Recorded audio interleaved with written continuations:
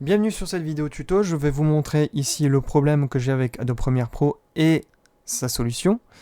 Donc le problème, je l'ai résolu, donc je vais devoir expliquer le problème en question.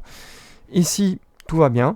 Si je lance Play, vous voyez que mon PC a un petit pic d'utilisation, puis retombe aussitôt à peu près 10%, ce qui est normal.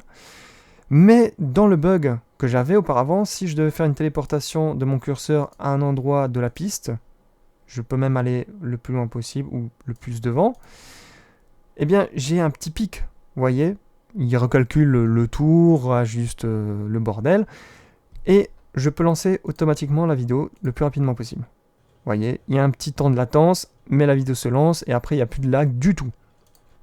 C'est ce qu'on attend d'Adobe Premiere Pro. Mais dans le bug que j'avais auparavant, j'avais un pic d'utilisation jusqu'à 80% pendant environ 5 secondes quand je déplace mon curseur. Donc là, j'attends 5 secondes le temps qu'il me remette la bonne image. Vous voyez, c'est ce qu'il fait là actuellement, mais là, il le fait vachement plus rapidement.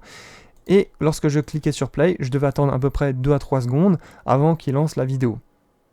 Et si la vidéo allait trop vite, à un moment donné, ça bloquait. Je repassais à 80% pendant 5-6 secondes et ensuite la vidéo recontinue. Donc bref, impossible de faire du montage correctement. La solution est très simple. Vous allez dans Édition, Préférences et Cache de médias. La manip est très simple.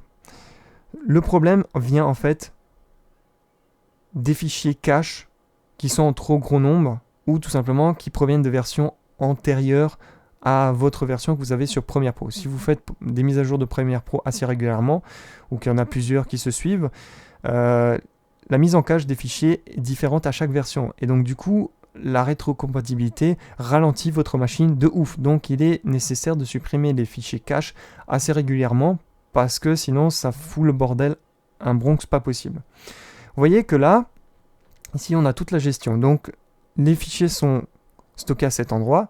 On va aller ensuite dans AppData et aller voir ce qu'on peut supprimer à la main parce qu'à la main ça va, c'est pas plus vite, mais au moins c'est propre et vous savez ce que vous faites. Ici, là, il y a des boutons, c'est pas trop comme Adobe. L'équipe Adobe a codé ce truc et des fois, c'est de la merde. Donc, vous pouvez cliquer dans un premier temps, c'est le plus facile, sur ce bouton.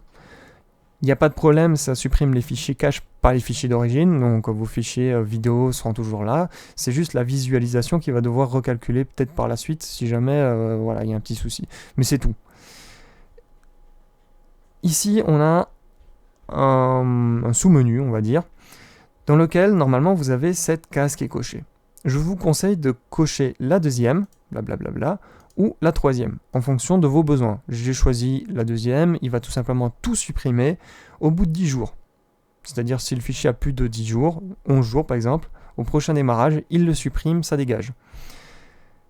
Ce sont des fichiers en cache, donc si jamais vous rouvrez un document Premiere Pro que vous avez fait il y a un an, et vous avez tous les fichiers d'origine, ce qu'il va simplement faire, c'est recréer des visualisations pour voir à quel moment il y a du son et à quel moment il n'y en a pas. Voilà, donc vous ne perdez pas grand-chose au final. Ici, il va simplement supprimer en fonction de la taille. Si votre cache dépasse un certain espace de stockage, il va supprimer le superflu. Je préfère le nombre de jours. Vous validez et on va se rendre dans AppData. Donc, AppData. On va aller dans Adobe, Common, et c'est là où sont stockés absolument tous les fichiers. Alors attention, on ne supprime pas tous les dossiers. On va supprimer le contenu de MediaCache. Donc les fichiers qui sont présents ici, ce sont ceux qui ont généré les petites vaguelettes pour le son. Et aussi les vidéos. Pareil pour là, vous supprimez tout. Et vous supprimez tout ce qu'il y a dedans aussi.